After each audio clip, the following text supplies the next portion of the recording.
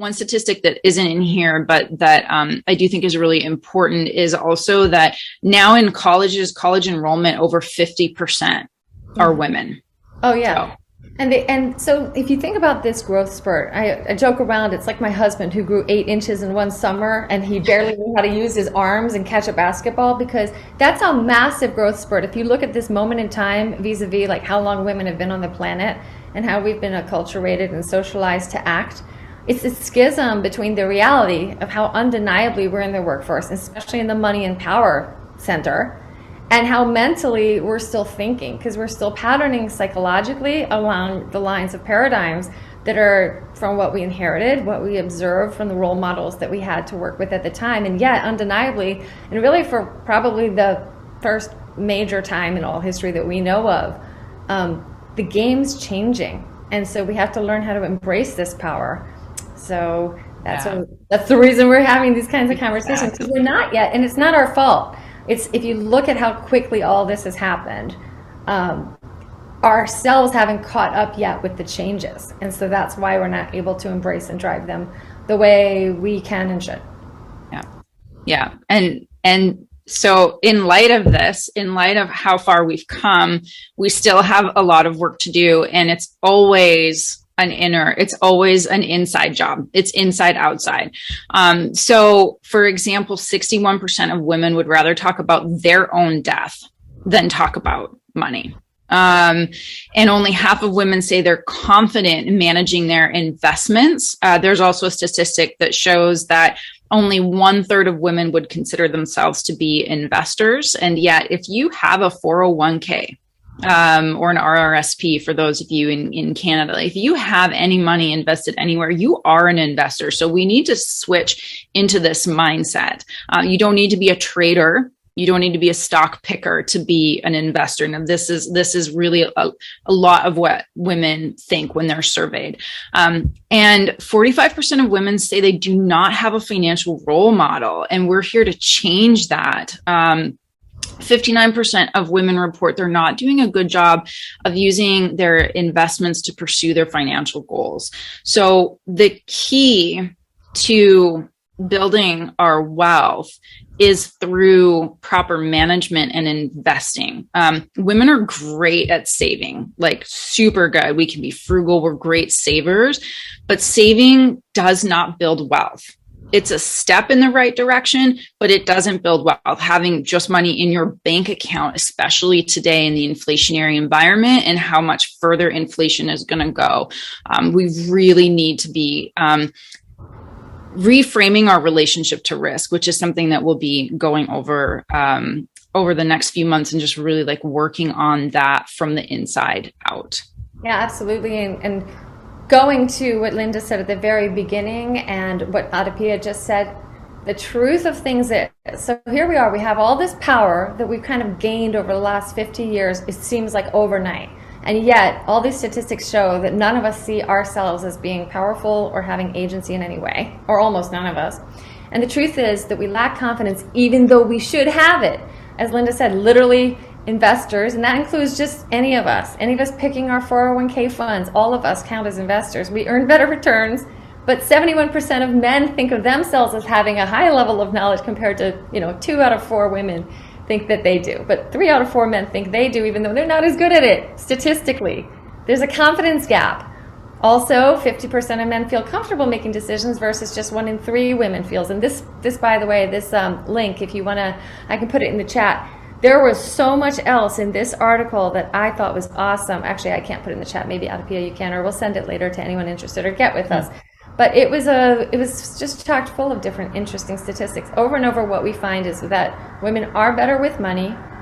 The only thing they don't do is have as much confidence in themselves as men and take on as much risk as they should. Because men are great at taking on risk. And even if they'll fail upward, versus women will tend to be risk averse to their own detriment. And that's what we've got to flip. Because really, especially as Adipia said, if you're putting it in a savings account and you're getting less than 1% interest right now, you're actually just eating your money away. You're not actually helping yourself at all.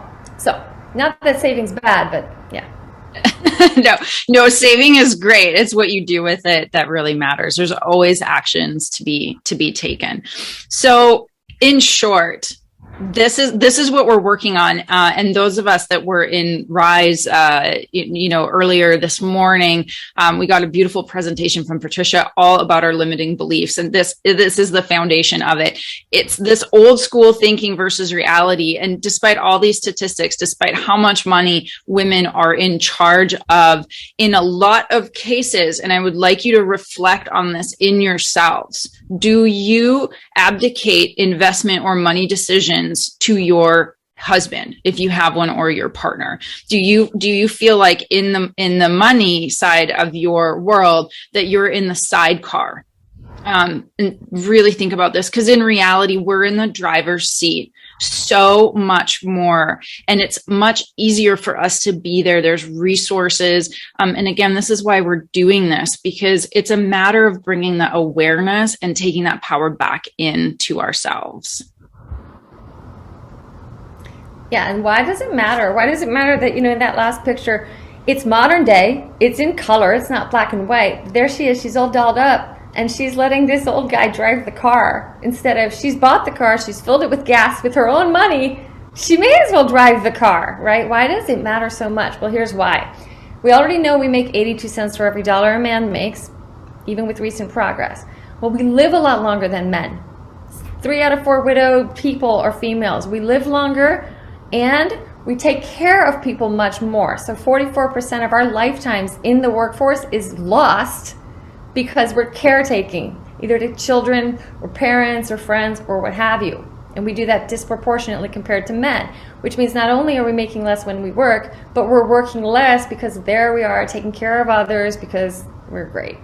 Okay, and then in the end, we tend to outlive the partners. So we've likely paid for their long-term care and their retirement with our earnings, and then after they're gone, we're left alone, okay? And we're going to need to be able to somehow make sure we're going to be okay. I know that sounds really dire, but this is just statistics that we're talking about. And here we are taking care of all these other people, working for less money, even though we work, in my opinion, often better, okay? And yet, 1 in 4 women, and as many as 30% of women in their prime years, have not at all planned for their future. And the average person's going to need at least $740,000 just to live like somewhat comfortably in their retirement, and most women don't even have 9%, even 90% don't have anything, and 9% have $300,000 or more. I mean, it's these statistics are really lousy. We got to flip it. Yeah. Okay. Yeah. And so this is what we need to do about it. So we need to better understand financial concepts, including investment opportunities. And if there's any belief in here around, well, I'm not good at math, that this is not about math at all. This is not it at all. And we need to gain access to opportunities for growing and enjoying money and wealth with the very feminine qualities of grace, joy, and ease. It is not hard. I promise it is not hard. And as Linda said in the beginning, and really what this is all about, it's really time to shift out of working for my money and moving into my money works for me. And for me personally, when I made that shift, when I decided that money was not something hard to get, was not this weird thing outside of myself, but it was a tool that was meant to work for me. Everything changed. Claiming my wealth, claiming ownership to that, owning it, and really celebrating that, completely changed my life. And as anyone knows, when you've made a decision about something, the world, just the universe aligns and everything kind of stacks up and goes forward. So I'm a living example of this, which is why I'm so passionate about sharing it with others. Yeah, so again, think about this. In less than 10 years, actually almost less than 8 years at this point, $30 trillion of assets is going to be held in the majority by we women. That's a huge amount of money. The purchasing power of females is off the charts. Not only, as you saw in the beginning, are we the ones making many of the consumer decisions for the household, because we tend to pay more attention to detail, or worry about these things more, so we'll get in the driver's seat and we'll handle all those decisions.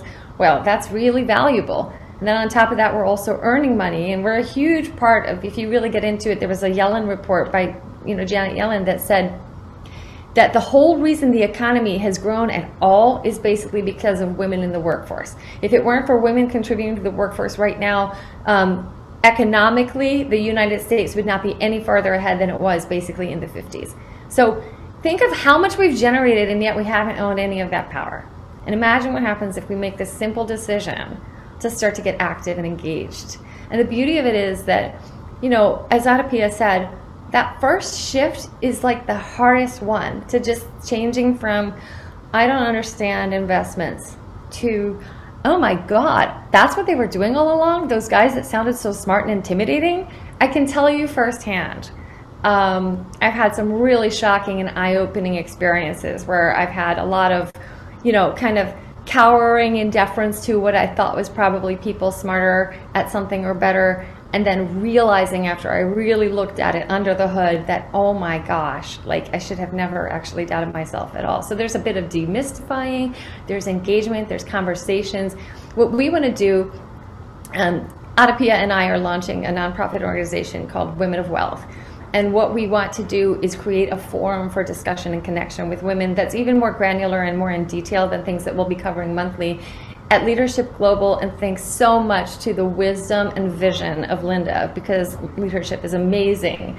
We're going to be doing our monthly conversations and inviting women who are really inspired by this and want to get more granular to let us know, so that we can continue this conversation even more. And what we really want to be able to do is share those tips and tricks and have those conversations and talk about, like, well, what stock are you picking lately? What are you doing? Or asking questions like, my interest rate's 2.75. Do you think that's good enough? Or should I be more aggressive? Should I push back at my bank? The kinds of questions that we have every right to be asking.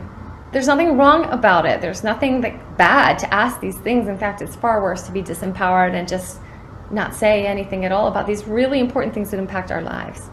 Mm-hmm, mm-hmm.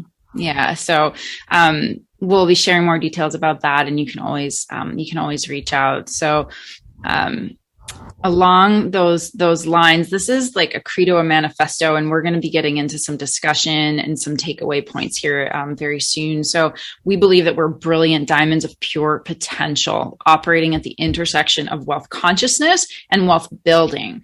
We are a dynamic, impactful, and inclusive group that's dedicated to empowering all women through grassroots access to brass tacks financial advice, mentorship, connectivity, and practical guidance on creating personal abundance at every level. So we empower and hold each other accountable to the financial independence, the power, and the impact that we all know that we're here to make in this world. So as women from today forward, we leave nothing on the table. We are wealthy in mind, body, soul, relationships, health, and our financial accounts. And many of you know me, and you know my spiritual practices, you know my foundation. This is a practice. Finance is a practice, and it's part of a life practice, and it's an energetic practice that starts within. Yeah. So we're going to move into discussion. So I'll let Jennifer take it away, or maybe before we start, we see if anybody has any comments, any thoughts on kind of what we've shared so far, and we're about to get into a discussion about it. But if anybody has any questions now. No. Okay. All right. Well, then let's start the discussion. This is where it all starts. Yeah, absolutely. And what I was going to say to kind of add to what Adipia just said is, monthly we're going to be, like we said, drumming up the awareness in leadership, and then also making sure we have actionable things we get into. So for today, what we thought we'd work on is, what can you do coming away from this and realizing this? What can you do today to start taking this and processing it and really integrating it as a first step? So one of the first things is to really check in with yourself and see how much of anything we touched on resonates or holds true or feels like, yep, that kind of tracks. And actually getting in touch with that for maybe the first time, or getting better in touch with it and more consciously ready to see it and call it out, and then maybe change it and blast it out. Thinking about how you have grown up believing about money or come to believe about money, and maybe really journal about that, because that can be a really great way to see the things that we're so close to sometimes, and our blind spots that we're operating from that are really limiting us. Because you do end up putting yourself in a box most of the time. It's not even so much that someone else put you in there, it's that you participated in being in the box or going into that box. So by changing it, we can start to change the outside circumstances too. As Adipya said, internally, there comes the whole thing of like self-worth. There's a lot of teaching women to be in service to others, and a lot of selflessness that's kind of maybe naturally in the generosity of our hearts. But I have 2 daughters, and they have a whole system by which they earn chips if they do something right. And the one who's the straightest arrow will often say, well, I shouldn't have to be rewarded just for doing what I should do anyway, which is fantastic and altruistic. But let me tell you, I want her to learn how to get what's hers. I want her to learn, like, get that chip too. Be amazing, be good, but get things. It's okay to get. And you may have operating beliefs that are along those lines as well, and those are often blocks as well. So getting aware to that. Another big one for me, it's a pet peeve. Women are taught all about self-care. Well, self-care often is, I'm going to go get my highlights done, or I'm going to spend a ton of money on a hugely expensive bag, or I'm going to get my nails done. And that's all where we're spending our money, okay? That's great. But what about financial self-care of taking time to look at my portfolio and see how my assets are performing? That's also self-care. And that one doesn't cost me money. That gives me money. And changing some of that worldview of self-care to just be in beauty, and also being into like complete and total fitness financially also, it's a big change we have to make. And then getting actually dialed in. Do you even know right now where your money is and what funds it's in and how those performed? It's probably a login away, and many of us probably haven't checked that for quite a long time. And it's a good thing to be checking those things, because I have clients who have put lots of money in someone's hands, never checked in, and then it's literally just disappeared over the course of 10, 20 years because they keep taking the fees, it wasn't being funded or managed, and lo and behold, it didn't just grow on autopilot. You need to check in with your money. So I know I went a long way on that, but Adipya, I know we have more on the next slide too, so maybe you can take that. Yeah, the next slide is really going to be like action points to take away. So I'll just quickly flip over to this. These are actionable steps, but and I really want to open it up and kind of hear. I know this is also a lot of information, and if it's not things that what we think about all the time, like Jennifer and I do this for a living, like, so we're always in the finances. So I understand if it's a lot, but as you know, with this community, we also like to share. So just reflect on it, and really so important. There is no shame. Like, zero shame about asking a question, or if anything that we've covered, you're sitting there going, oh my God, that's me on like every check mark of the not supposed to. This is not about not supposed to. Like, this is the awareness. And the awareness oftentimes can be jarring. It can be really jarring, and it brings up a lot internally. So if you have that coming up, just a lot of self-compassion. There's zero judgment. And notice if that shame is coming up. Notice if the stories are coming up. And that's what a lot of these actionable steps are, is getting in and doing the reflection. And as you know, those that know me, reflection and journaling and contemplation is a big part of my life. So the easiest way to start as a takeaway is to make a list of your money and your wealth beliefs. Like, what do you believe about money? And where did those come from? Did you inherit those beliefs? Did somebody tell you that? Or did you come up with that? And a lot of times with our beliefs, especially the negative ones, they have served us in some way, usually as a protection mechanism. So how have those beliefs served you in a good way and potentially in a bad way? What was that doing for you? And when you notice, when you're doing the journaling, you're making the list and you're going through it and you realize like, this is not serving me. Like it's not a good thing for me. Prepare yourself. Like, are you ready to change those? And then another really big one, for this is, do you have an abundance or scarcity mindset? And what experiences shaped it? And this is a really big one because we have experiences from a young age, but also more recently, that could have shaped our beliefs and where we come from. So essentially, am I coming from a place of fear, which is always underlying scarcity, or am I coming from a real belief that I am abundant and that I'm always taken care of? And this is a really big one. Do you believe you're a good investor? And be really honest with this one, because this is where those statistics come in that most people believe that they're not. And I'm going to challenge everyone on that one. And then these are things that we can bring back next month, right? And then you can reach out to us for. And where and what did you learn about investing? Like I said in the beginning, did you think stock picking is investing and that's it? Or you have to be a hedge fund manager, that's investing. Like, what did you learn about investing? Where did you learn it?